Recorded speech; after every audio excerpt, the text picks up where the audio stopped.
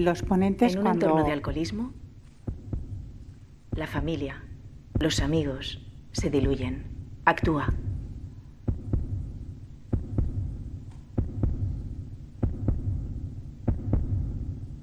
Pide ayuda. Ahora, en Al-Anon.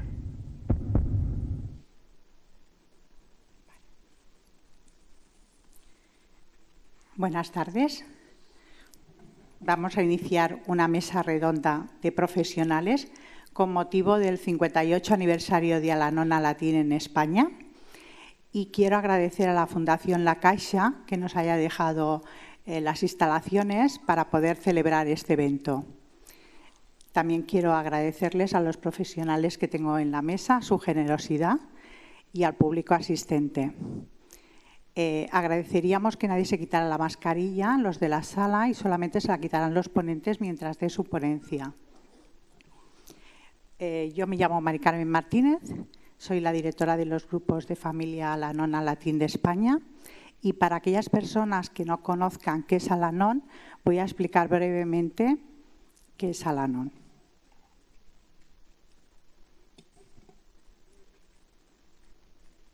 Los miembros de Al-Anon y Alatín son una comunidad formada por familiares y amigos que comparten su experiencia, fortaleza y esperanza con el fin de encontrar solución a su problema común. Creemos que el alcoholismo es una enfermedad de la familia y que un cambio de actitud puede ayudar a la recuperación. ¿Cuál es el propósito de Al-Anon? Al-Anon tiene un único propósito: ayudar a los familiares y amigos de los alcohólicos. Al-Anon es una entidad no profesional. Nosotros no ofrecemos consejos ni terapias a nuestros miembros y no estamos aliados a ninguna entidad, organización o institución, pero pensamos que somos un complemento para los profesionales. ¿Por qué celebramos con una mesa redonda dirigida a profesionales nuestro aniversario? Porque es importante que los profesionales nos conozcan, ya que podemos ser un soporte y un complemento para su labor. Pensamos que muchos profesionales están trabajando hacia un reconocimiento de lo que sufre la familia y lo que hace Al-Anon para ayudarlos. ¿Cómo me ayudará Al-Anon? Muchos de los que vienen llegan desesperados, eran incapaces de pensar en una posibilidad de cambio. Todos llegan a Al-Anon porque quieren y necesitan ayuda. Se reúnen para aprender a vivir una vida mejor y para encontrar la serenidad, ya sea que el alcohólico todavía esté bebiendo o no. ¿Por qué somos anónimos? Ser anónimo no significa que nos escondamos o que se avergüencen, ya que siempre están dispuestos a explicar su experiencia donde sea y a quien sea. Los miembros hablan del anonimato personal, así como de la confidencialidad de las experiencias que se comparten en nuestro programa. Eso hace de nosotros un lugar seguro para encontrar ayuda. Dicen a menudo: a quien vean aquí, lo que escuchen aquí, cuando se vayan de aquí, déjenlo aquí. Y dejaremos en pantallazo la web, el Instagram, por si alguna de las personas están interesadas. De todos modos, al finalizar el evento, si alguien quiere preguntar algo, se puede dirigir a cualquier miembro de la mesa. Ahora le voy a pasar la palabra a don Joan Ramón Villalbí, delegado del Gobierno del Plan Nacional de Drogas. Tenía una ponencia, pero creo que va a cambiar. Muchas gracias.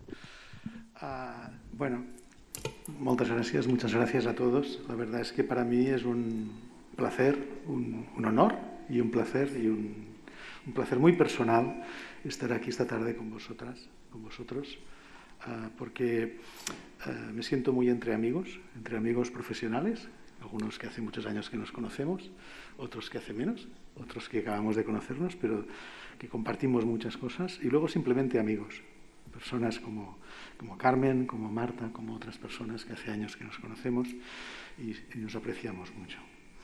Y estar aquí en esta organización que hace mucho para ayudar a mucha gente, para afrontar un problema que tenemos, y por eso he pensado que no era oportuno hacer una ponencia, hacer aquí de profesional, haciendo una conferencia, poniendo diapositivas. Lo harán mis compañeros de mesa y quería compartir con vosotros unas pequeñas reflexiones desde esta posición que tengo el honor de ocupar en el Ministerio de Sanidad desde hace un añito y que me ha permitido mirar algunos problemas con una mirada más panorámica de cómo estaba acostumbrado a hacerlo en mi vida anterior como profesional sanitario en salud pública. Yo creo que con el tema del alcohol, tal como lo vemos, tenemos una sustancia que está entre nosotros desde hace siglos, somos un país vinícola, sur de Europa, el vino se inventó en la riba del Mediterráneo, seguramente, y que nos acompaña desde hace mucho tiempo, forma parte de muchas de nuestras coartadas culturales y al mismo tiempo nos acompaña y nos hace, como sociedad, daño desde hace tiempo. Y lo hace de una manera que para muchas personas es casi invisible, es muy discreta, pero para los que sufren el problema de cerca es tremendo. Y esta dualidad entre los que están viviendo el problema en primera persona y los que conviven con la sustancia y con algunos de sus efectos sin darse cuenta, es muy grande. Porque es una sustancia muy compleja. Comparada con otras sustancias que pueden generar adicción, muchas de las personas que consumen alcohol no desarrollan adicción, no desarrollan dependencia. Y esto con el tabaco no pasa. La mayoría de los niños que tontean al salir del cole con unos cigarrillos acaban enganchados fumando un paquete durante 20, 30 años. La mayoría de las personas que tienen alguna experiencia con la heroína pues se enganchan y cuesta mucho romper una adicción a la heroína.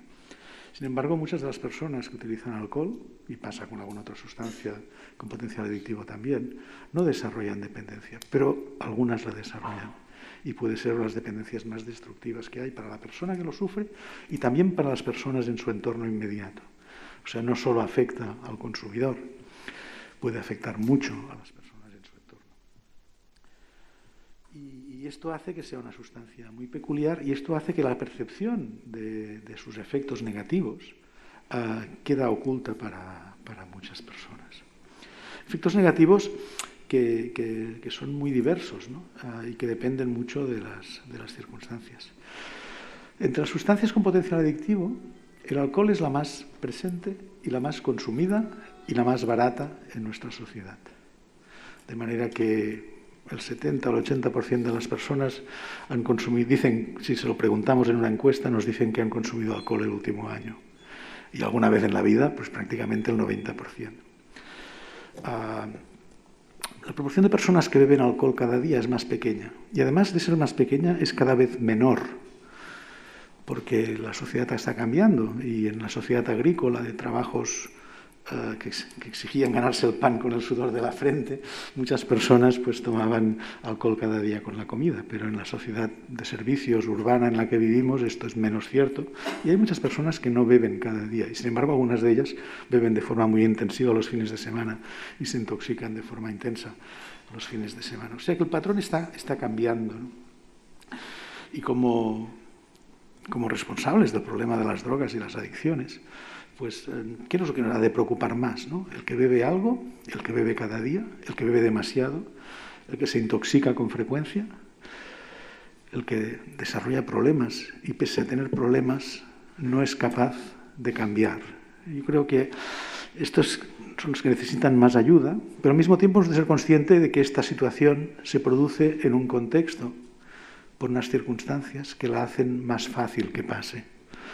Y que, por tanto, no solo hemos de pensar en los que tienen el problema, sino hemos de pensar en lo que causa el problema. Y esto es lo que deberíamos ser capaces de ir modificando. Y en parte lo hemos modificado. Si miramos atrás, en los años 70 el consumo de alcohol por persona y año en España era 3 veces mayor que ahora prácticamente.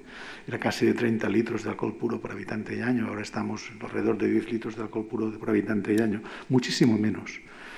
Y esto se nota, por ejemplo, pues que la cantidad de gente que muere por cirrosis del hígado, que es el hígado destrozado por haber tenido que limpiar el alcohol de la sangre durante décadas, ha bajado en picado, es muy inferior a la que era. Sigue pasando, por supuesto, pero es muy inferior a la que era.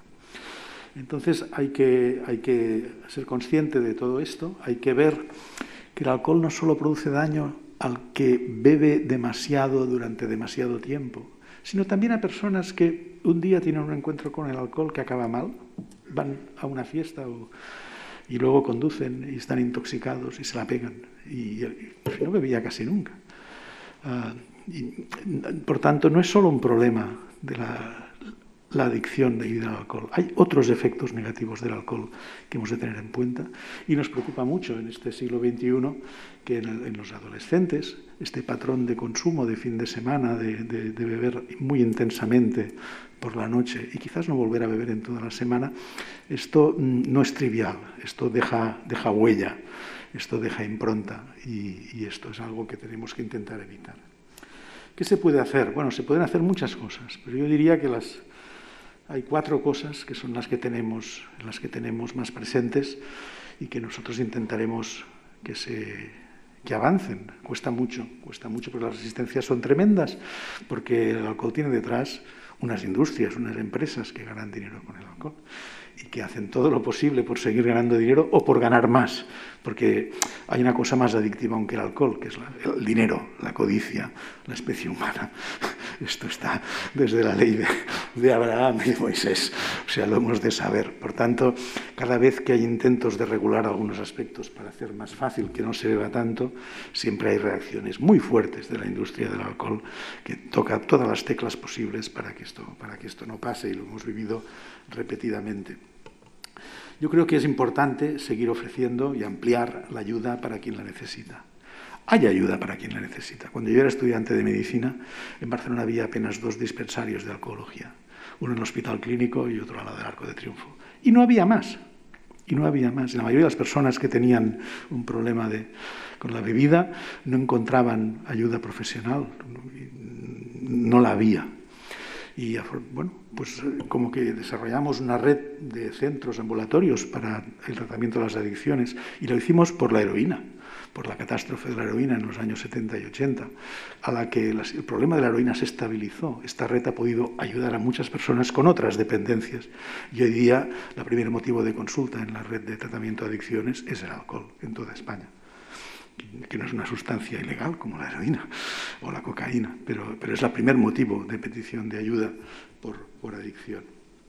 Por tanto, tenemos una red, quizás debería ser más densa. Hemos de ser conscientes que no todo el mundo necesita ayuda de profesional especializado como el de la red. Muchos médicos de familia, muchos enfermeros de atención primaria pueden ayudar, y luego está la ayuda natural, la ayuda no profesional, como decías, que puede ayudar a mucha gente. Y para algunos es lo que necesitan más y es lo que le puede ser más útil.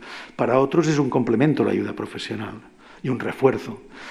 Pero en todo caso es una red, de nuevo, casi invisible, que cuesta mucho ver, pero que si uno la busca la encuentra y que hemos de hacer posible que quien la necesite la encuentre más fácilmente, ¿no? La otra cosa, y es muy importante, porque entre que una persona desarrolla una dependencia al alcohol y llega a tratamiento especializado, en Barcelona de media pasan 20 años, desde los 25 hasta los 45, y cuando van a buscar ayuda profesional muchas veces están sufriendo consecuencias adversas irreversibles, tanto en la vida personal como laboral, como en la salud, como en el hígado o en otros órganos, ¿no? Por tanto, tenemos que hacer para acortar este periodo. Pero la otra parte es hacer menos fácil beber.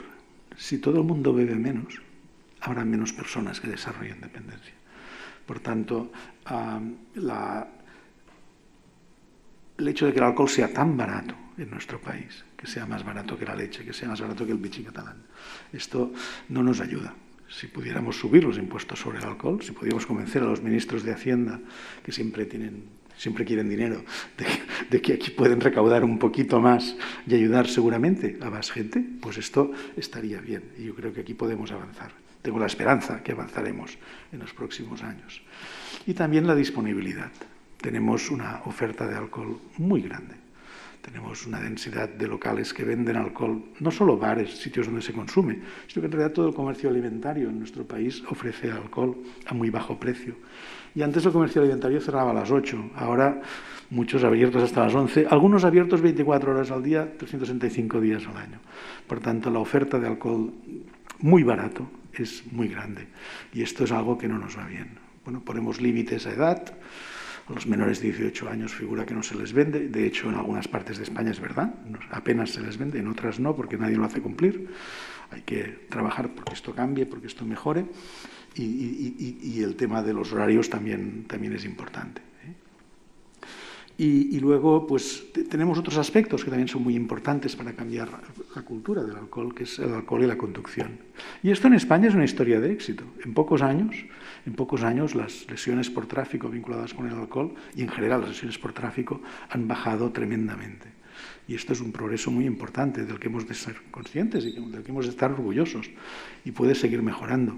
Este mes de diciembre ha entrado en vigor una reforma del Código de Circulación que introduce dos elementos que nosotros hemos apoyado y nos parecen muy positivos. De hecho, uno lo sugerimos nosotros. Por un lado, que el nivel de alcohol para conductores menores de edad haya de ser 0, porque si no se les puede vender, y está prohibido vender alcohol a menores de edad, pues ha de ser 0. Y porque hasta ahora no era así. Y un conductor de 16 años con ciclomotor podía llevar el equivalente a una copita. Pues si no se le puede vender. Bueno, hemos convencido a la Dirección General de Tráfico de que sea 0, está entrando en vigor ahora, y seguramente esto va a tener mucho efecto educativo, porque entre los adolescentes estas cosas se cuentan. Y por tanto, el nivel de tolerancia al consumo va a modificarse en la población adolescente. Y la otra cosa muy importante también, esta se deriva de la directiva europea, pero bueno, está llegando a España y esta directiva se transpone en tiempo, es la introducción de alcolox en los autobuses. De manera que un conductor de autobús tendrá un dispositivo al lado del volante que hace que tendrá que estar en nivel 0 de alcohol cuando se siente al volante. Y porque si no, se bloqueará el motor, no podrá arrancar. Y esto es otro cambio también muy positivo que va a entrar en vigor. Ahora la obligación de instalarlo y después la entrada en vigor progresivamente. De manera que, bueno, en todos los frentes podemos ir avanzando. Nosotros queríamos hacer ya hace un año una nueva ley sobre alcohol y menores y tenemos el borrador en el cajón, pero hay tal embotellamiento legislativo en las Cortes que nos han dicho, bueno, espérate un poquito, primero van otras cosas. Y bueno, ahí estamos sufriendo, porque la vida al final es esto, ¿no? La vida, como decía un músico que yo quería mucho y que murió demasiado joven, es lo que pasa mientras haces planes. Pero nosotros hacemos planes y nosotros intentaremos que esto siga adelante porque creemos que hace falta, porque creemos que puede ayudar a mucha gente y nada más. Con un agradecimiento muy grande por estar, por funcionar, por cada día trabajar y resistir, pues me callo y doy la palabra a todos los demás que tienen cosas más interesantes que yo que decir. Muchas gracias.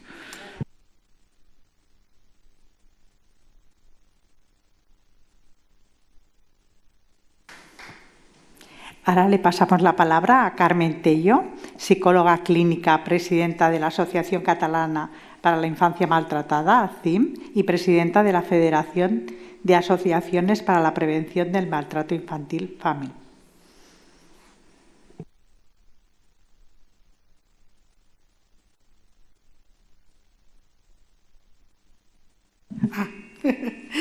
Hola. Bueno, en primer lugar, agradecer la posibilidad de asistir a esta magnífica reunión. Les voy a hablar del efecto del alcohol en el desgaste de los vínculos familiares. Bueno, tenemos que tener en cuenta que el niño y la niña son edificios en construcción. ¿Qué quiere decir esto? Pues que el niño es un proyecto que se desarrolla antes del embarazo. Hay un deseo, hay una planificación de querer ser padre, de querer ser madre, y una primera piedra que sería la concepción propiamente dicha. Después tenemos los cimientos, que sería el embarazo. De ahí la importancia de los controles durante el embarazo y los embarazos de riesgo, especialmente en mujeres que padezcan alcoholismo. El síndrome de los niños que durante el embarazo la madre ha padecido alcoholismo, es muy grave. El síndrome fetal alcohólico, que lamentablemente yo tuve ocasión de poder ver varios casos cuando estuve ejerciendo de psicóloga clínica en el Centro de Salud Mental Infantil y Juvenil de Lérida, del cual actualmente estoy jubilada por edad. Eran básicamente niños que provenían de la esfera de los países de la antigua Unión Soviética. Entonces, también vi algún caso de niño con este síndrome catalán, es decir, pero es mucho más. Actualmente hay un seguimiento de los embarazos, pero que es muy importante que se tenga en cuenta el que durante el embarazo hay que tener mucho cuidado en la ingesta de alcohol, especialmente de las mujeres embarazadas. Luego el edificio llega al nivel de la tierra, que sería el parto. Pero una vez hemos llegado al parto, hay que subir al edificio.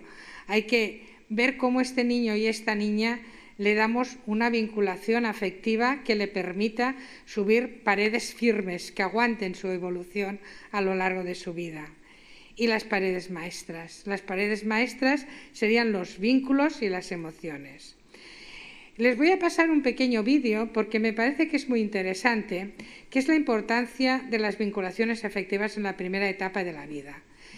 ¿Qué les voy a mostrar en este vídeo? En este vídeo lo que les voy a mostrar es cómo desde muy tierna infancia los bebés captan el estado de la madre o del padre, del principal cuidador, y según el estado que capten, el niño va a reaccionar de una forma u otra. Vídeo, por favor.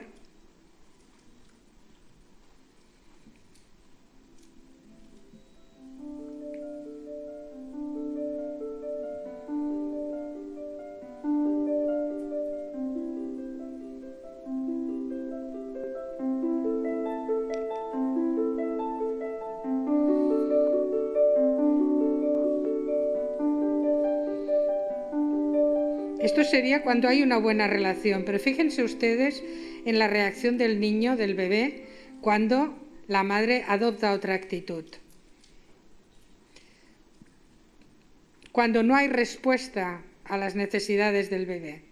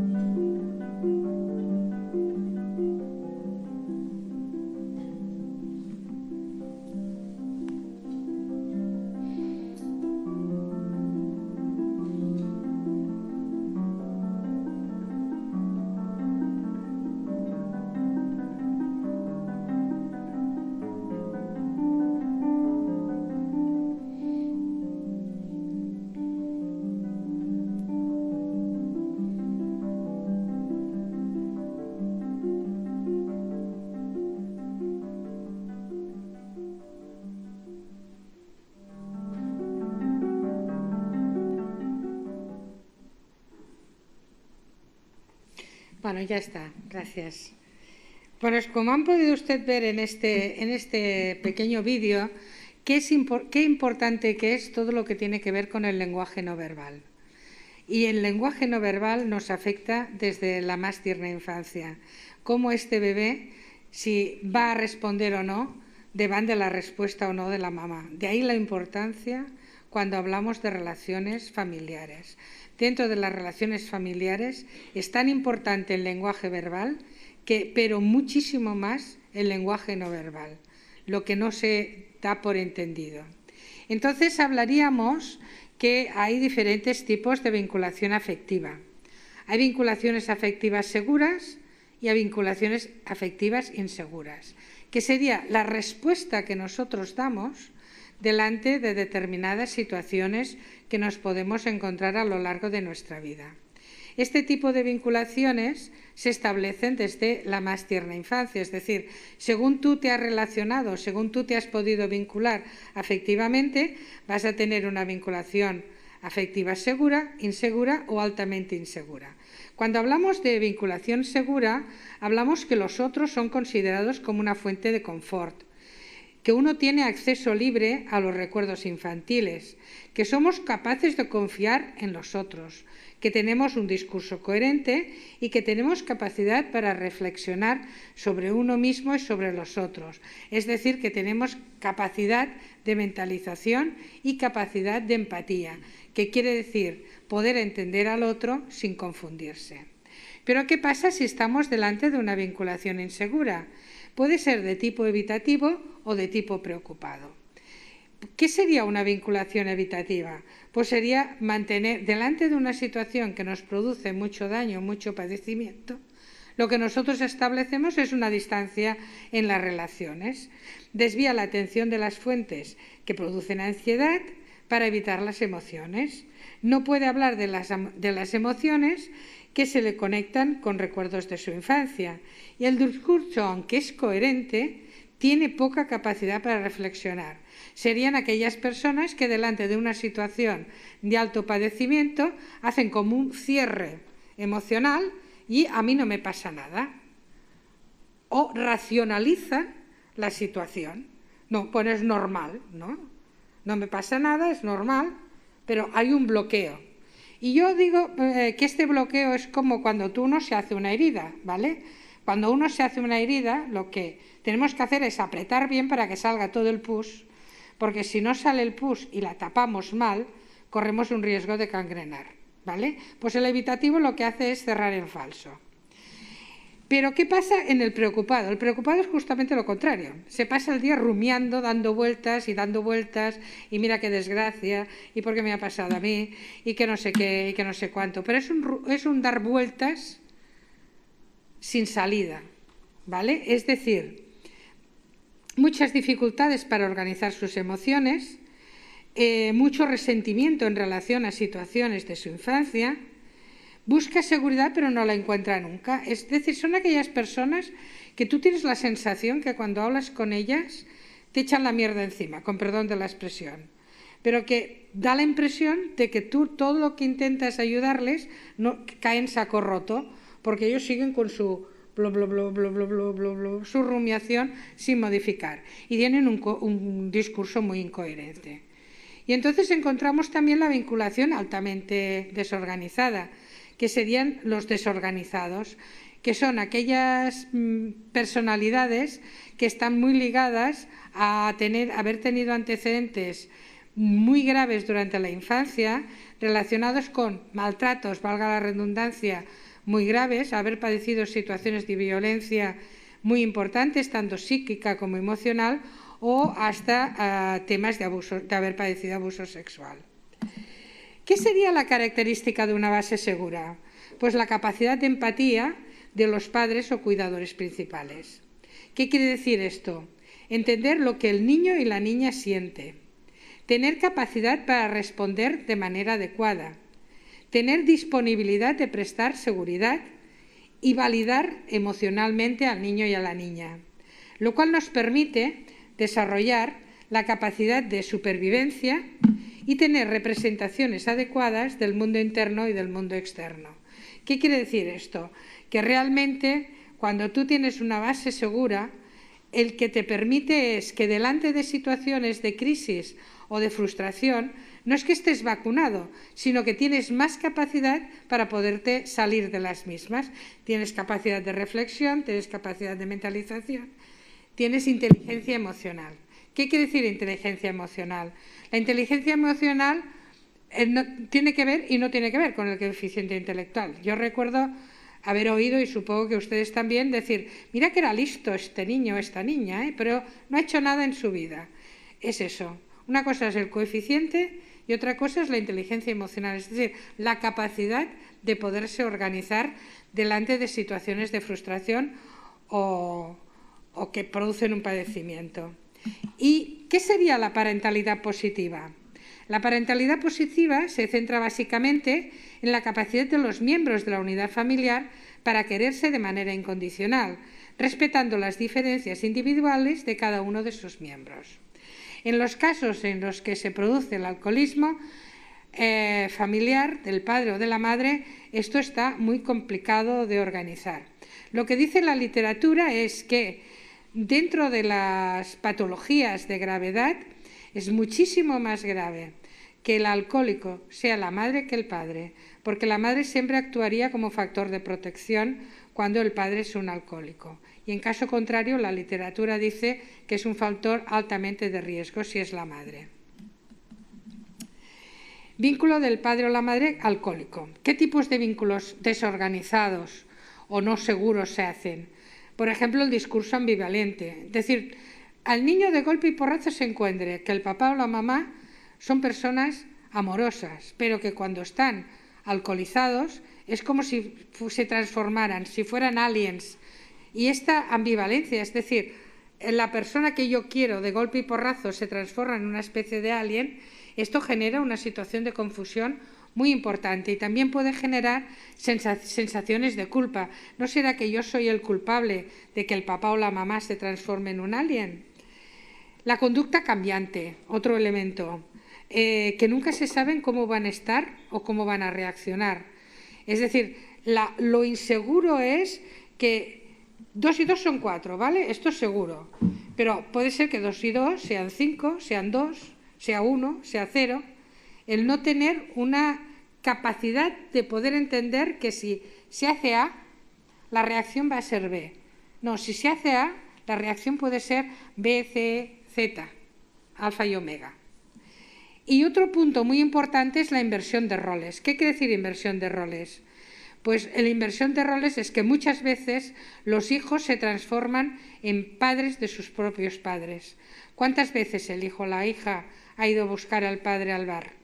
Pues más de una vez. Y esa no es una función de una hija o de un hijo. Y esto es una inversión de roles. Es decir, que realmente es muy preocupante y de ahí la importancia de dar apoyo a las familias, porque si no se da apoyo a las familias, el vínculo inseguro es muy difícil de ser manejado solo y exclusivamente internamente. ¿Cuáles serían los principales problemas que nos encontramos en la familia? Entre otros, he puesto un listado. Básicamente el deterioro de las relaciones familiares, el incremento de la violencia física y psicológica. Y yo les diría que es mucho peor la violencia psicológica que la física, porque al menos una bofetada se entiende. Una violencia psicológica es difícil de ser entendida. Ahí, desde mi punto de vista, claro, dirás tú, hombre, esta señora dice que la violencia física... No, yo no me estoy diciendo que la violencia física no sea importante. Lo que yo digo es que desde el punto de vista de generar patología en los hijos, la violencia psicológica es muchísimo más grave y muchísimo más difícil muchas veces de detectar y de entomar, ¿vale? Me parece que he dicho una catalanada. Bueno, de entomar, que no sé cómo se diría, de asumir, perdón, de asumir.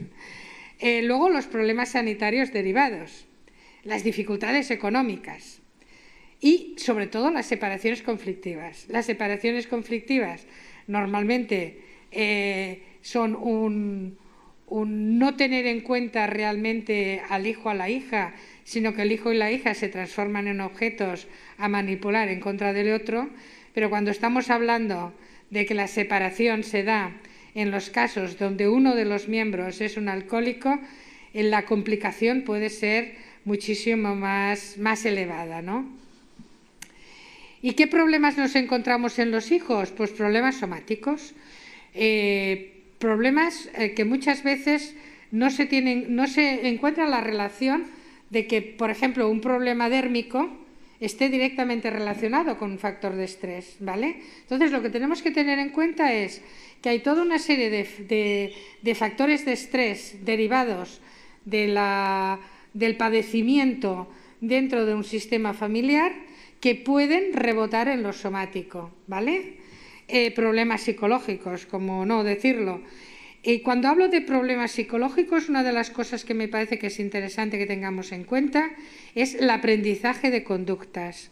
Y si entendemos esto, vamos a entender por qué en muchos casos hijos de alcohólicos devienen también alcohólicos. Y dices, ¿cómo es posible?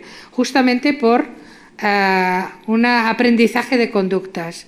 Un poco el tema sería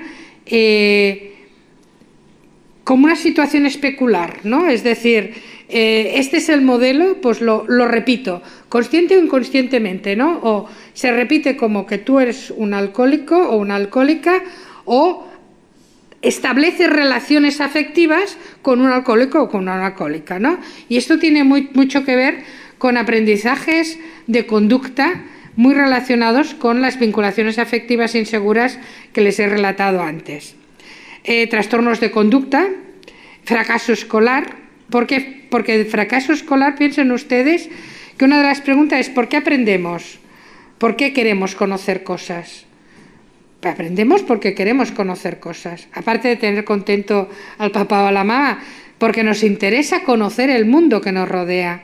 Pero si nosotros estamos sometidos a una situación de estrés, bloqueamos el sistema, no nos queremos enterar de nada. Por lo tanto, también bloqueamos el sistema de aprendizaje. Bueno, y como les decía, hay un riesgo elevado de reproducir conductas como víctima como agresor. Por ello, los hijos tienen que ser un grupo prioritario en la intervención de la sanidad pública, cosa que no ocurre. Si hablamos de malos tratos infantiles y alcoholismo, uno de los principales sería la negligencia y el abandono, pero también el emocional y el físico. Fíjense que ustedes que el físico lo pongo en tercer lugar, porque sí que es importante las palizas, pero no olvidemos que la negligencia, el abandono y los trastornos emocionales son muy importantes y que muchas veces quedan tapados por priorizar exclusivamente el físico. El problema del sometimiento, el problema que muchas veces se pueden dar abusos sexuales. Piensen ustedes que el abuso sexual intrafamiliar responde al 90% de la población. Bueno, ha salido mucho el problema del abuso en los deportes, el problema del abuso en las escuelas, pero realmente el abuso intrafamiliar es el más elevado. Y después la explotación sexual. Y lo que les decía, el problema básico es el doble mensaje, el efecto del espejo. ¿Qué sería el efecto del espejo? Si esa persona que me tiene que querer y me tiene que amar se transforma de esta manera como un monstruo, algo pasa. Y entonces es un poco como que la persona pasa al otro lado del espejo y hace una identificación negativa. Si no les queda claro, yo luego les aclaro, no sé si estoy hablando muy técnicamente. Bueno, el tipo de vinculación afectiva que se efectúa en los primeros años de la vida va a condicionar el futuro de ese bebé, de personalidad en función de las conductas observadas. Las familias donde se da un consumo desorganizado de alcohol y otras drogas pueden generar una adversión hacia el consumo del mismo, pero generalmente dan lugar a una conducta imitativa por la dejadez y permisividad parental. Otro factor de riesgo es que en la familia donde existe una permisividad y dejadez es altísimo riesgo de que se reproduzcan estas conductas. Y no poner límites es una forma de maltrato. Para concluir les diré que el alcoholismo paterno y materno tiene efectos muy nocivos para la salud mental y el futuro de sus hijos e hijas. Coordinación de lo más precoz posible entre todas las agencias implicadas en la atención a la infancia y a la adolescencia, sanidad, educación, justicia y servicios sociales. Con la red sanitaria de adultos, es decir, coordinar infantil con adultos, ¿vale? Tanto a nivel de psiquiatría como de toxicomanías. Es muy importante que todos los adultos que son atendidos por la red psiquiátrica y de toxicomanías, sus hijos también tengan un seguimiento para identificar a las personas de estas poblaciones con alto riesgo y establecer una unidad funcional de trabajo.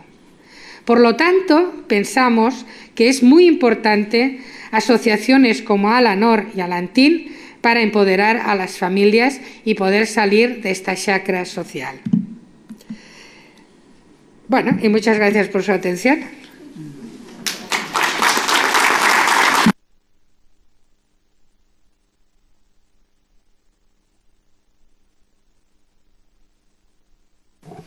Pasamos la palabra al doctor Hugo López, especialista en psiquiatría del Hospital Clínico de Barcelona, con la ponencia El valor terapéutico de los seres queridos en el alcoholismo.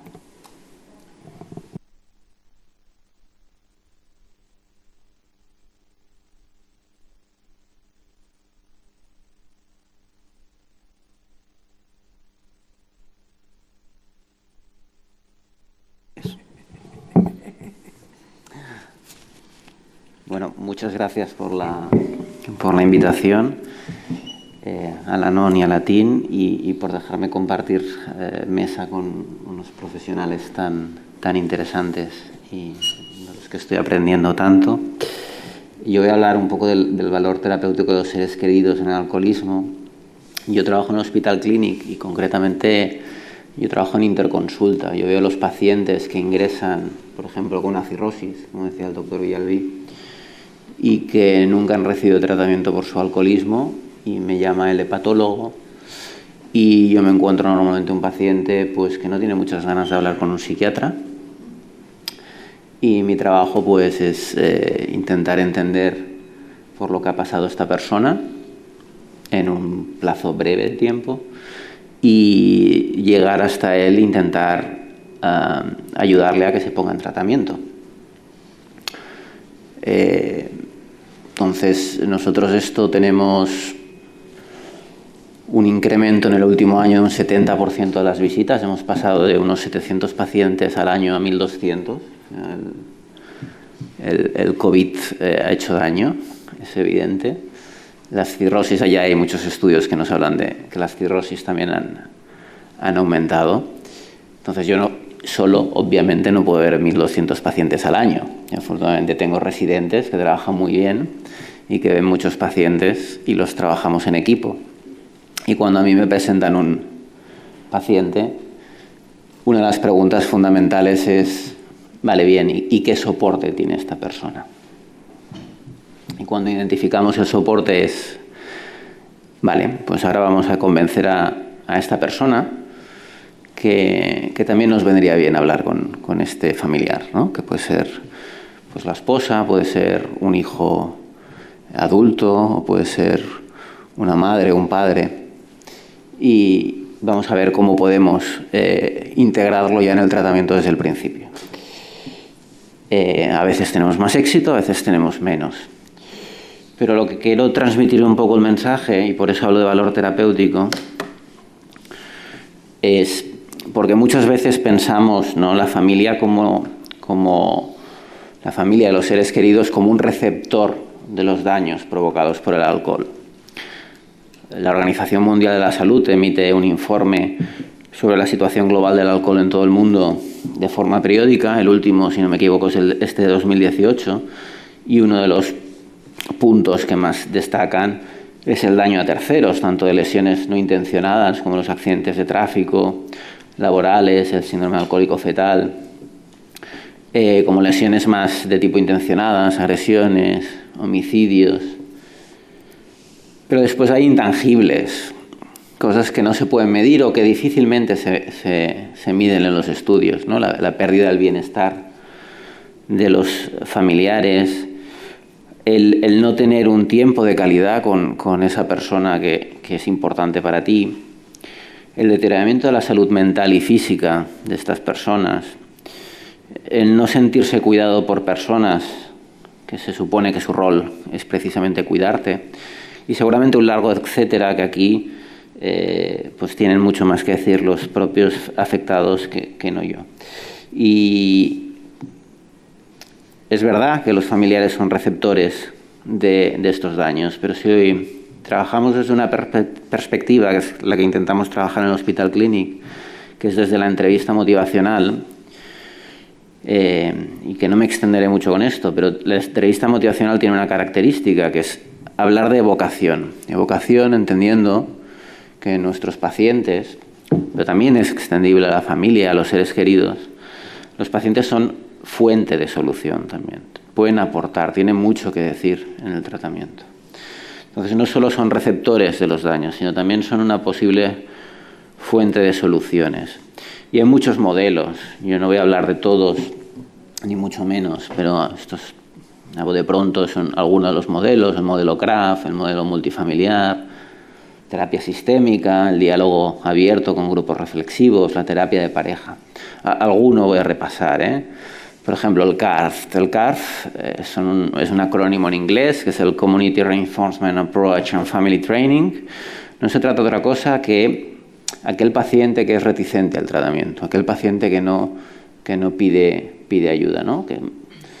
Que le cuesta llegar al psiquiatra, que también le cuesta llegar al médico de familia. Pues viene la familia y lo que hacemos o intentamos es entrenar a la familia en estrategias comunicativas que son parecidas a las que yo puedo utilizar con este paciente que veo con la cirrosis, ¿no? Y que no ha pedido que lo vea un psiquiatra, ¿no? Y que le tengo que intentar convencer, pues serían estrategias comunicativas que lo que pretenden es facilitar el acceso al tratamiento de este ser querido, reducir su consumo de alcohol y mejorar la calidad de vida de todos, ¿no? Esto es un formato que normalmente se hace en grupos de familias, lo hacen, por ejemplo, en Suiza está muy extendido, y también hay grupos en Estados Unidos que lo utilizan mucho. Nosotros no lo hemos podido todavía aplicar, nosotros nos estamos empezando, no sería exactamente lo mismo que CRAFT, pero nos estamos planteando empezar a hacer unas reuniones en grupo con familiares de pacientes que inician el tratamiento con nosotros. Intentar darles un espacio a estas familias para que puedan mejorar sus estrategias comunicativas con el paciente que está iniciando el tratamiento, porque sabemos que a veces iniciar el tratamiento es el primer paso, pero los resultados tardan en llegar y mientras tanto de alguna manera tenemos que ayudar a estos familiares a tolerar lo mejor posible la situación. Después tenemos otro modelo, que es el de los grupos reflexivos. Esto lo hemos trabajado nosotros con pacientes que tienen un historial de ingresos y visitas a urgencias muy amplio. Son pacientes especialmente graves, pacientes que hacen incluso 5 o 6 intentos de suicidio al año. Son pacientes que nos sentimos a veces los profesionales un poco encallados, que no avanzamos. Entonces, alguna vez lo que hemos hecho es estos grupos reflexivos, que consiste en una misma habitación. Está el paciente, está el terapeuta encargado en ese caso del paciente, otros terapeutas que han estado implicados en el proceso y la familia. Y lo que vemos es los profesionales que no están implicados en ese momento, pero que lo han estado en algún momento, observan la situación, observan cómo va la entrevista con la familia, observan las reacciones del paciente, las reacciones de la familia, las reacciones del terapeuta y a partir de aquí se da un feedback y se genera una conversación en un tono amable de qué es lo que se está viendo, ¿no? De tener una perspectiva de por qué estamos encallados. Esto fue nuestra sorpresa cuando lo que vimos es que pacientes que venían a urgencias 20, 30 veces al año pasaban a venir 1 o 2 veces al año, solo con una intervención única. Son muy pocos casos, no llegaban a 10 casos en los que lo hicimos, pero es un formato que nosotros tenemos muchas esperanzas de ir reproduciendo, ¿no? Otra cosa que estamos trabajando son los grupos multifamiliares, también en pacientes de especial gravedad. Los grupos multifamiliares, juntamos pacientes y toda su familia, son grupos abiertos. El concepto de familiar es amplio, puede ser desde familiares propiamente a amigos. Y lo que se trata es que, de alguna manera, los profesionales ponemos etiquetas diagnósticas que no son muy útiles para saber qué tenemos que hacer los profesionales. Pero estas etiquetas, una vez ya hemos decidido qué tenemos que hacer, son un poco inútiles e incluso perjudiciales. Yo siempre pongo el ejemplo de que cuando tú vas a una tienda de ropa y te compras una camiseta, lleva una etiqueta, la etiqueta te pone la composición y te pone el precio. Una vez la pagas, la parte del precio ya no la necesitas. Y una vez ya la has lavado un par de veces y ya sabes cómo se tiene que lavar, tampoco te hace mucha falta la etiqueta con estas instrucciones. En cambio, si la llevas, estás todo el rato con la etiqueta molestándote, ¿no? Y al final optas por cortar la etiqueta, ¿no? De alguna manera, los diagnósticos que tenemos que hacer en psiquiatría o en salud mental en general es un poco lo mismo, son muy útiles para saber por dónde tenemos que ir, pero una vez ya sabemos por dónde tenemos que ir, pues las etiquetas molestan, ¿no? Entonces, los grupos multifamiliares lo que hacen es ayudar a todos a entender los síntomas desde un punto de vista familiar, ¿no? Y ayudar a entender estos síntomas más allá de las etiquetas y quitar etiquetas y entender que hay una recuperación de estos síntomas. El sistema de atención público, pero también privado, tiene limitaciones para atender a las familias. Estos son modelos, los modelos que os he presentado, que ya nos gustaría que estuvieran implementados en todos sitios, en todos los hospitales. Nosotros tampoco los tenemos implementados de una manera regular, los tenemos mucho en iniciativas muy concretas para pacientes muy graves. ¿Y por qué no se implementan? Pues porque tenemos limitaciones, porque este tipo de intervenciones son muy complejas y requieren de profesionales muy informados. Requieren de mucho tiempo que no tenemos. Tenemos una limitación que a veces cuesta de entender, y es que el paciente tiene unos derechos de privacidad, de confidencialidad, de autonomía en la toma de decisiones, y que tenemos que poderlos respetar. Y entonces a veces pues lo que tenemos que hacer es buscar esta colaboración con el paciente para integrar a la familia, pero a veces el paciente no quiere y tenemos que respetar esto, ¿no? Y esto a veces genera situaciones complicadas. Muchas otras veces estamos atendiendo lo urgente, estamos atendiendo esa recaída que pone en un riesgo físico, psicológico a la persona y nos cuesta poder dedicarnos a lo fundamental, ¿no? Y tenemos un sistema sanitario, y esto no solo para las adicciones, no solo para la salud mental, es para todas las enfermedades, donde el paciente está en el centro del proceso, pero la familia queda muy olvidada. Esto es las adicciones, pero es igual. Yo hablo con mis compañeros hepatólogos. Una cirrosis por una causa autoinmune, por ejemplo, que no tiene nada que ver con el alcohol, puede ser muy devastadora también para la familia. Y la familia no tiene ningún acompañamiento en todo esto. Las enfermedades oncológicas son la gran excepción, que hay psicooncólogos que se dedican y acompañan a pacientes y a familiares, pero hay muchas enfermedades neurodegenerativas. Eso tenemos que pensar, por ejemplo, en el Alzheimer, y el acompañamiento que tienen las familias es muy pobre, ¿no? Entonces tenemos un sistema que está muy montado para entender al paciente, pero poco montado para atender a la familia. Y yo creo que aquí es fundamental los grupos de ayuda mutua, ¿no? Y si pensamos desde lo individual, esto es un estudio de estudios, ¿no? Nosotros, el Cochrane es una base de datos donde se revisa los estudios científicos, y es una revisión muy exhaustiva. Es decir, cuando una revisión de este tipo nos dice que algo funciona, es porque realmente funciona, porque es muy exigente en la revisión. Y con Alcohólicos Anónimos, comparado con otros tratamientos, Alcohólicos Anónimos en algunos casos era más eficaz que otros tratamientos que se está ofreciendo a nivel público. No hay estudios con grupos de familiares, con Al-Anon, con Alatín, pero vamos, no tengo pruebas, pero tampoco dudas de que si los hubiera tendríamos resultados muy similares, ¿no? Y esto es todo lo que tenía yo que decir. Muchas gracias por vuestra atención.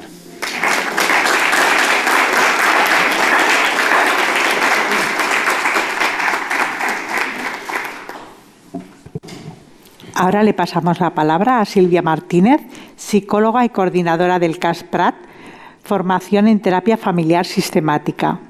El título de su ponencia es CAP, tratamiento y atención a las familias. Hola, buenas tardes.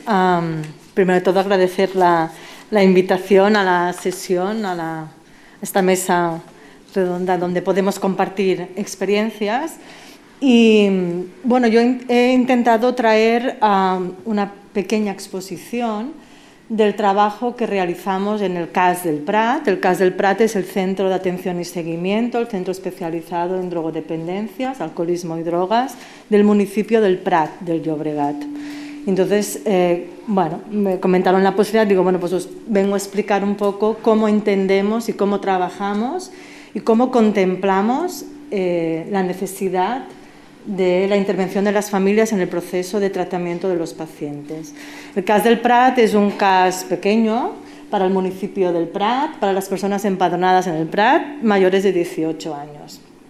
¿Vale? Entonces, cuando empecé a plantear un poco qué les iba a contar, recogí cuál era un poco el lema del centro, ¿no? En los resúmenes, ¿no? ¿Qué pretende el CAS del Prat?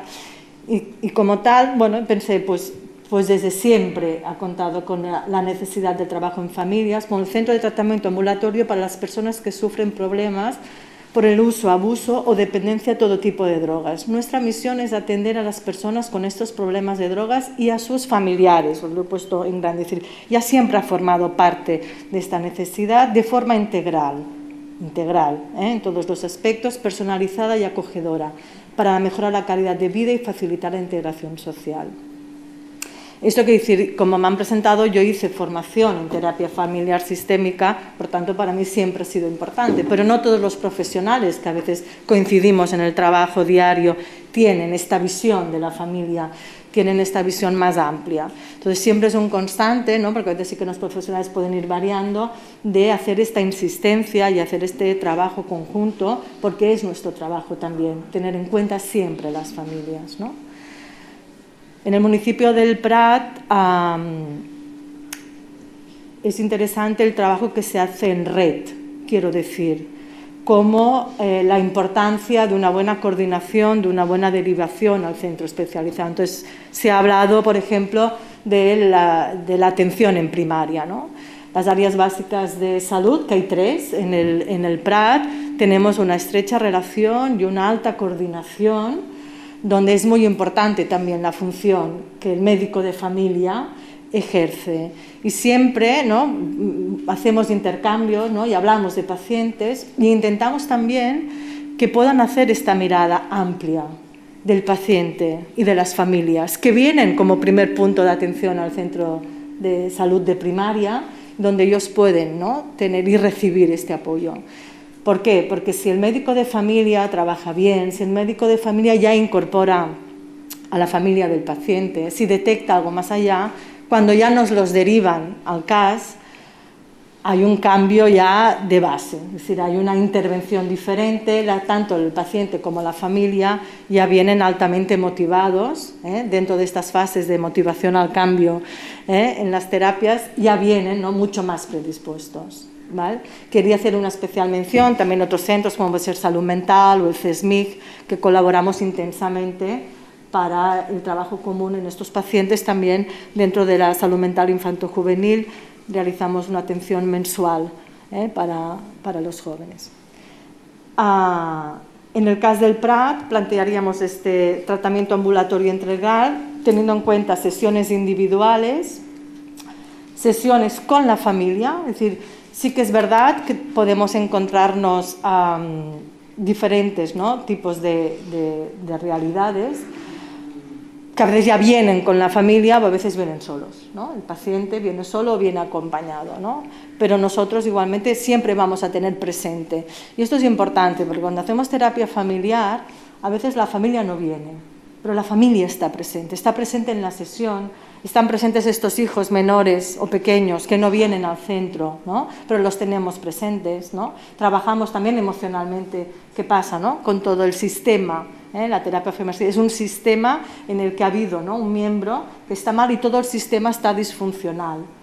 Cuando este miembro que necesita, ¿no? Este miembro del sistema, ¿no? Hace un cambio, inevitablemente el sistema se ha de adecuar a este cambio y vuelve a funcionar de otra manera. Pero aunque no vengan, contaremos siempre con ellos, ¿vale? Tenemos también con la familia sesiones conjuntas del paciente y de la familia, siempre que el paciente nos lo autoriza. Es decir, puede venir la familia, ¿no? Es decir, le pedimos permiso. La verdad es que normalmente, yo diría que en un alto porcentaje quieren y aceptan la participación de la misma. En estas sesiones conjuntas hablaríamos más de un tipo de intervención de terapia familiar. Y, por otro lado, también ofrecemos las sesiones terapéuticas grupales, a veces son más psicoeducativas, depende de los objetivos, para pacientes y sesiones psicoeducativas y psicoterapéuticas para familiares. Es decir, tanto hacemos grupos para los pacientes como grupos para las familias.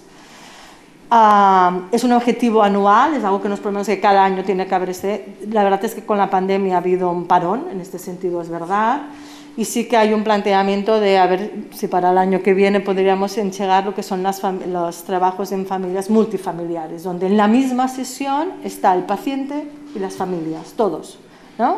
Hasta ahora siempre hemos trabajado separados, pero ahora tenemos que poder trabajar porque nos aporta también mucho más, y esto lo tenemos pendiente. En el caso del Prat, estos son datos que he recogido hasta el 14 de diciembre, hay un total de inicios de tratamiento, las personas que vienen por primera vez o que hacen un reinicio porque han venido en alguna ocasión durante este año, hasta el 14 de diciembre, hay un total de 275 pacientes que han venido a solicitar tratamiento. Y os hago referencia, bueno, pues un poquito con el alcohol, ¿no? Como hablaban anteriormente sobre el porcentaje, ¿no? De la problemática del consumo de alcohol, la mitad de los pacientes que han solicitado tratamiento es por alcohol. El resto, el otro 50, verían todas las otras drogas, cannabis, cocaína, heroína, anfetaminas, benzodiazepinas, ansiolíticos, todo el resto sería el 50%, pero el 50%, 50,5%, son pacientes de alcohol. Se sigue, ¿no?, el patrón habitual donde el 71%, 100 de estos 139 pacientes son hombres y 39 son mujeres que han venido a pedir ayuda para el tema del problema en el consumo de alcohol. Hay diferentes patrones familiares que nos llegan y también depende del sexo del paciente. Hay un tema de género importante también a tener en cuenta, que es cuando el paciente es el hombre, acostumbra a venir bastante acompañado de una mujer, de una hija, de una hermana, familiares femeninos que acostumbran a estar más presentes. Cuando es la mujer que tiene el problema, muchas veces viene sola. No quiere decir que a lo mejor la familia no quiera, o viene a veces también con los hijos, y hay todas las realidades, ¿no? Pero hay una evidencia como bastante, sino que hay un patrón ahí diferente donde también tiene que ver, ¿no?, cómo la mujer vive la problemática en el consumo, y a veces no es que la familia no quiera, sino que ella también esconde la problemática o le cuesta más, ¿no? También los patrones de género en el tema de lo que es la ayuda, lo que hemos incorporado las mujeres en este perfil de patrón de las mujeres ayudamos, la mujer cuida, ¿no? Y cuando es en el hombre, ¿no?, siempre aparece alguna mujer que cuida, y cuando es la mujer que tiene el problema nos cuesta más encontrar el perfil masculino que sea el cuidador, ¿no? y que tenga este papel de cuidar a la mujer. Y esto son realidades a la hora de incorporar. Y en este sentido esta diferente implicación de las familias que desde el minuto 1 vienen al centro, acompañan al paciente, donde hacemos diferentes tipos de intervenciones, puede entrar primero el paciente. Si viene acompañado, yo por ejemplo terapéuticamente siempre hago entrar a la familia después. Si algunas sesiones sabemos que van a ser sesiones solo para el paciente, les avisamos, mire, la siguiente sesión solo vamos a trabajar con él. Bueno, pero yo vendré igualmente. Entonces están en la sala de espera, pero hacerlos pasar, hacerlos entrar, hacerlos participar a las familias, ya forma parte de lo que vamos avanzando. Esto sería en el trabajo más individual. Cuando decimos individual, yo hablo familiar, es decir, el paciente o la familia dentro de una sola de la sesión. Lo que sí que encontramos dentro de esta gran variedad, ¿no?, de situaciones son sentimientos vivenciales muy comunes, ¿no? Preocupación, cansancio por el largo tiempo en la problemática, ¿no?, porque hasta que se llega al CAS pasa mucho tiempo, hay mucho cansancio en las familias y mucho desborde emocional. Hay muchas emociones que aparecen en las primeras sesiones desbordadas, ¿vale? Y también encontramos, ¿no?, como yo ponía enfermedad como un tema de codependencia, cuando te das cuenta de que la problemática del consumo de alcohol en el paciente ha hecho que el familiar vive para y por el problema de alcohol. Vive su vida a través, la familia vive a través de ese problema.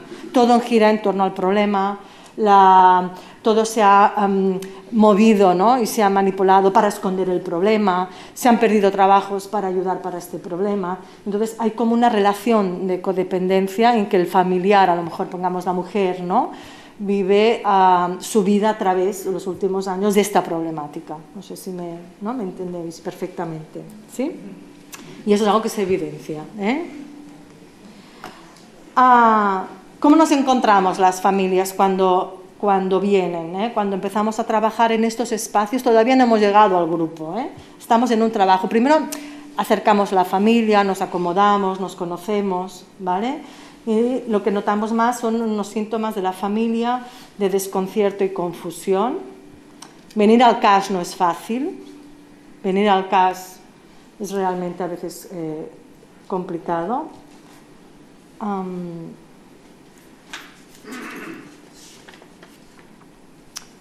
Hay gran tensión y estrés por el tiempo que se lleva sufriendo.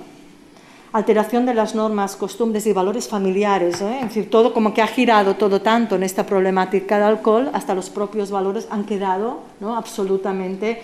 Hemos dejado de reunirnos con amigos, hemos dejado de reunirnos con familias, ¿no?, hemos dejado de hacer cosas que hacíamos muchas veces por ocultar, porque pensábamos que era una manera de ayudar, no pensábamos que era una manera de intentar que esto no. Luego hablaremos, que hay un término que estoy hablando y me viene, no quería adelantarme, que es el estigma, muy importante en este momento, ¿vale? Sentimientos de culpabilidad, incumplimiento de promesas, ¿no?, cosas que íbamos a hacer que al final no hacemos, sentimientos de culpabilidad y reproches mutuos, poco apoyo emocional y problemas de incomunicación dentro de la familia. A veces nos damos cuenta que en la propia familia, por ejemplo, cuando los hijos son mayores y ya no viven, desconocen, es decir, o no llegan a conocer, o saben, ¿no?, que vengo al tratamiento. Bueno, solo lo sabe mi madre, no lo sabe mi padre. No, pues que han de venir los dos, ¿no? Tu padre también, ¿no? Los temores que sepan que el padre o la madre o mis hermanos, ¿no?, porque a veces hacemos las sesiones familiares y también vienen los hermanos de este paciente, no lo saben, ¿no? Es decir, ocultan, ¿no?, mucha información. Y hay mucha poca comunicación entre ellos. Entonces hay un trabajo inicial para que esto pueda, y entender al paciente que es importante que la familia todas estén, ¿no?, y sean sabedoras de la misma información al respecto, ¿no? Aquí tengo el estigma. Hace rato que tenía el tema en la cabeza. Estas serían un poco lo que nosotros encontramos dentro de las fases de tratamiento.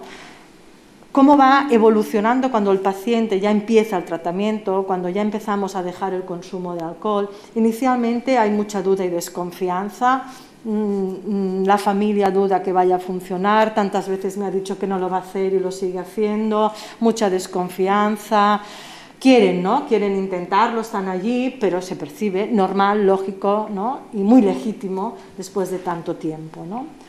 Los ritmos son muy diferentes entre el paciente y la familia. Cuando el paciente ya ha asumido y está motivado, ¿no?, a hacer este cambio, te das cuenta que a los pocos meses, yo siempre hablo de los 3 primeros meses, el paciente hace un cambio importante. 3 meses de abstinencia, el paciente ha avanzado. Han pasado muchas cosas, pero él avanza, ¿no? Y la familia todavía está recelosa, está desconfiada, tiene dudas. Hay unos tempos diferentes en el proceso de avance, no van todavía al mismo tiempo. El paciente sí, porque sabe pues, que está mucho mejor, que no consume, pero todavía hay muchas dudas y desconfianza y los ritmos son diferentes, ¿no? Cuando ya realmente, ¿no?, en el proceso de terapia hay una aceptación de que están cambiando las cosas, ¿no?, y la familia empieza a ver, ¿no?, y empieza a creer y empieza a confiar, ¿no?, sí que hay esta aceptación en el cambio y se nota, ¿eh? Entonces ya vamos al mismo ritmo, ya nos colocamos al mismo ritmo. Pero entonces muchas veces surge que estás en las sesiones o estás en ese trabajo con la familia a nivel individual y de golpe hay un sentimiento de abatimiento, estado de ánimo depresivo, triste, por ejemplo, la mujer, ¿no?, o la hija, ¿no?, el acompañante, el familiar, y dice, oh, ahora no sé por qué me pasa, ahora que estamos bien, ahora que no consume, ¿no?, ahora que ¿qué me está pasando a mí, ¿no? Hay normalmente un estado de ánimo bajo, hay como me desinflo, ya no puedo más, ¿no? Y en ese momento es muy importante dar atención al familiar de una manera individual, porque ahí están pasándole muchas cosas. Acordaros, todo giraba tanto en torno a ese síntoma, tanto en torno a ese problema, que llega un punto que hasta pierdo mis propios objetivos, ¿no? Ya no sé, ¿no? Entonces se deprime el familiar, se siente en estado de ánimo bajo, con mucha ansiedad, y pregunté, bueno, ¿y qué me está pasando a mí? Es entonces cuando tenemos que tener muy en cuenta este soporte individual al familiar. Y el miedo a la recaída. Siempre aparece, siempre está, ¿no? Y cuando ya estamos bien y cuando estamos en ese proceso, siempre aparece. Esto sería un poco como nosotros vemos y entendemos, ¿no?, los familiares. Y aquí he puesto el grande el tema del estigma, porque cuando ya estamos en este proceso, normalmente vamos ya preparando a las familias y les proponemos la opción de hacer la terapia de grupo. Nosotros todo es opcional, todo damos la posibilidad de poderlo hacer, Y entonces, el estigma que podemos encontrar es qué dirán los demás, ¿no?, en las otras familias. El Prat es un municipio que muchas personas se conocen, y si me encuentro alguna persona conocida, y si me encuentro otra familia conocida, ¿no? Y esto, ¿no?, en una población pues, relativamente pequeña como el Prat, pues cuesta muchas veces que las familias acepten el trabajo más grupal, ¿no?, que nosotros consideramos que también es vital y que nos ayuda mucho, porque evidentemente entre el antes y el después de haber pasado por la fase de la terapia de grupo hay un cambio sustancial y ya diría que casi cerrando el proceso final. Pero este estigma sobre la problemática, ¿no?, todos sabemos, el alcohol, la problema, pero pesa mucho, la vergüenza y el que dirán, ¿no?, y el que pensarán. Es un trabajo que a veces previo en sesiones individuales tenemos que trabajar con la familia para que, ¿no?, puedan entenderlo de otra manera y acepten formar parte del grupo por el que dirán si me encuentro a alguien. Bueno, aquí hago un poco así, lo podemos pasar un poquito más rápido. Nosotros hacemos un grupo de familias, más o menos planteamos unas 10 sesiones y acostumbramos a ser 2 terapeutas, terapeuta y coterapeuta. Un poco con la idea que hay uno de los dos, de las dos profesionales que lleva la sesión. La lleva quiere decir que la lideramos, pero muchas veces dejamos el espacio, evidentemente, que son las familias. Podemos proponer un tema, ¿no?, y tenemos un objetivo de trabajar, pero evidentemente es de la propia experiencia de los familiares los que van llevando, y el coterapeuta observa qué está pasando en esas sesiones, observa cómo lo están viviendo las familias, ¿no?, y desde allí pues ayuda a hacer intervenciones que a lo mejor el que lidera más el grupo tiene más problemas. Entonces, en estas 10 sesiones, los objetivos, así repasados rápidos, pues sería contener emocionalmente a los familiares, potenciar la motivación para la ayuda, entender qué es ayuda, no todo es ayudar. Quizás antes de venir a hacer sesiones de terapia se entendía la ayuda de una manera, ¿no?, que pasaba por hacer todo aquello, no haré porque no se enfade, no fuera caso que si se enfada vuelva a ir al bar y vuelva a beber, ¿no? Y pensábamos que no enfrentarnos quería decir a lo mejor ayudar, y eso no es ayudar, ¿no? Todo este concepto de qué significa ayuda, ¿no? Gestionar la frustración, dar pautas para afrontar situaciones difíciles, generar cambios en las dinámicas familiares, ofrecer herramientas para fomentar el mantenimiento de la abstinencia, enseñar habilidades de enfrentamiento que les ayude a reconocer situaciones de riesgo, también a la familia. Ahora vienen las fiestas de Navidad, yo me paso estos días hablando cómo lo vais a gestionar, primero si la gente se va a reunir o no, pero si se va a reunir o va a hacer algo, ¿cómo gestionamos esa fiesta? Porque los demás pueden tomar a lo mejor vino, pueden tomar cava, pueden consumir, ¿cómo lo vamos a gestionar? Con el paciente lo hablamos con la familia, ¿no? ¿Cómo lo vamos a hacer? ¿Sí? Preservarse a uno mismo, cuidarse. Los familiares también nos tenemos que cuidar, aprender a poner límites, saber reforzar los cambios positivos. Cuando las cosas avanzan también es importante, ¿no? Entonces, lo que encontramos de ventajas, y voy acabando, las ventajas de la intervención grupal, que ayuda a reducir el sentimiento de aislamiento, esa sensación de solo me está pasando esto a mí, cuando es una realidad mucho más extendida, y ayuda y reconforta. Facilita la conciencia del problema a través del intercambio de experiencias con otros, aumenta la motivación de lo que estamos haciendo, del trabajo y de la terapia, disminuye los sentimientos de vergüenza y de infravaloración, ayuda a entender las propias actitudes sobre la adicción. También la idea, ¿no?, de entender qué es el alcoholismo como una enfermedad, esto que a veces cuesta, todavía aquello del vicio, todavía sigue muy presente, ¿no? Entonces, cuando entendemos la enfermedad, cuando entendemos el trastorno, cuando entendemos, y las familias entendemos, lo vemos también de otra manera. Esto es muy importante. Permite comunicar sentimientos y necesidades, intercambiarlas entre las propias familias. Da herramientas para afrontar la problemática familiar, porque escuchamos qué hacen unos en unas situaciones. A veces nosotros podemos haber planteado pues, un trabajo sobre el sentimiento de culpa y alguien trae en sesión una familia, una situación que ha pasado esa semana, ¿no? Bueno, pues desde ahí vamos todos buscando, ¿no?, soluciones y herramientas donde las familias son las grandes sabedoras, las que tenéis muchas veces la solución, y el aprendizaje de aspectos relativos al grupo en sí, lo que es, digamos, formar parte de un grupo. Esto también nos ayuda y reconforta. La verdad es que muchas veces, desde cuando uno tiene la duda, ¿no?, la familia, de formar parte, a cuando ha acabado las sesiones, hay un cambio en la propia familia, ¿no? Y hasta ellos mismos te piden seguir formando parte. Nosotros hacemos esto, ¿no?, las 10 sesiones, y luego hay opciones, ¿no?, de formar parte de otros grupos, o la idea de formar parte de grupo, y nosotros sí que, ¿no?, podemos derivar o facilitar, ¿no?, la opción de formar parte de grupos, porque les incorpora mucha ayuda y esta necesidad. También es verdad que hay personas que vienen al CAS y están yendo a alguna de las asociaciones de ayuda familiares. Bueno, y para acabar, como reflexiones final, bueno, me han salido estas dos, de contar con la familia en el proceso terapéutico y trabajar para su implicación en el mismo, ayuda a generar cambios positivos y dinámicas familiares satisfactorias. Ofrecer siempre ayuda a las familias, ellas forman parte del proceso. ¿Sí? Muchas gracias.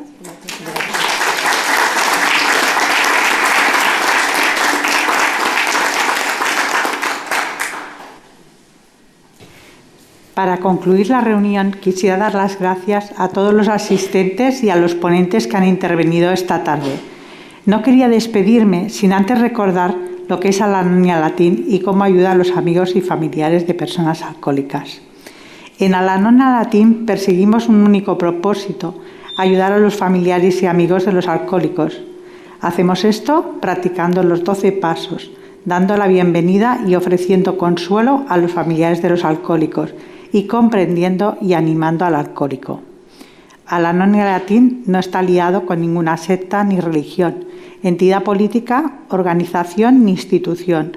No toma parte en controversias, no apoya ni combate ninguna causa. No existe cuota alguna para hacerse miembro. Al-Anon es una comunidad de parientes y amigos de los alcohólicos que creen que su vida ha sido afectada por la bebida de otra persona. Un programa de recuperación, de grupos de ayuda mutua basado en los 12 pasos de Alcohólicos Anónimos. Una comunidad no profesional donde los miembros comparten su experiencia, fortaleza y esperanza para resolver sus problemas comunes. Un programa anónimo que ofrece que protege la identidad de todos los miembros de Al-Anon. Un programa espiritual que es compatible con todas las creencias religiosas o con ninguna. Un programa con el único propósito de ayudar a familiares y amigos de alcohólicos, ya sea que el alcohólico todavía esté bebiendo o no. Una comunidad mundial con cerca de 24.000 grupos en más de 115 países. Compatible con tratamiento profesional. Las estadísticas indican que un 47% de sus miembros recibieron asesoramiento después de asistir a la ANON. Sin cuotas fijas y de mantenimiento económico propio por medio de contribuciones voluntarias de sus miembros. No existen cuotas ni honorarios para ser miembro. Al-Anon no está aliado con ninguna secta, denominación, entidad política, organización ni institución. No está involucrado en ningún problema ajeno, ni tampoco apoya o se opone a ninguna causa. No está afiliado con Alcohólicos Anónimos, aunque ambas comunidades cooperan entre sí. No está considerado como una organización religiosa, centro de tratamiento, empresa asesora o programas de enseñanza.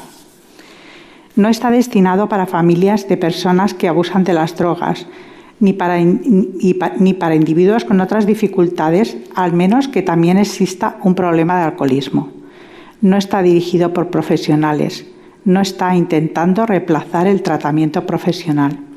Alatín es la parte de la hermandad que Al-Anon compuesta por miembros jóvenes, por lo general adolescentes de 12 a 18 años aproximadamente, cuyas vidas ha sido afectada por la manera de beber de otra persona. En las reuniones, los miembros de Alatín comparten su experiencia, aprenden a dar nombre a sus dificultades y preocupaciones, que el alcoholismo es una enfermedad, a afrontar sus propios problemas, a darse ánimo mutuamente, así como brindarse ayuda unos a otros siguiendo los mismos principios establecidos en los legados de Al-Anon. Hay casi 300 grupos de Al-Anon y Alatín en España. Pueden recomendar su asistencia a cualquier persona cuya vida esté siendo o haya sido afectada por el alcoholismo de un ser querido. Les vamos a recibir y comprender como muy pocas otras personas pueden hacerlo, ya que hemos pasado o estamos pasando por vivencias muy similares. Muchas gracias a todos. Ha sido un placer compartir esta mesa con estos profesionales que han sido muy generosos, muy empáticos y a todo el público asistente hoy. Muchas gracias.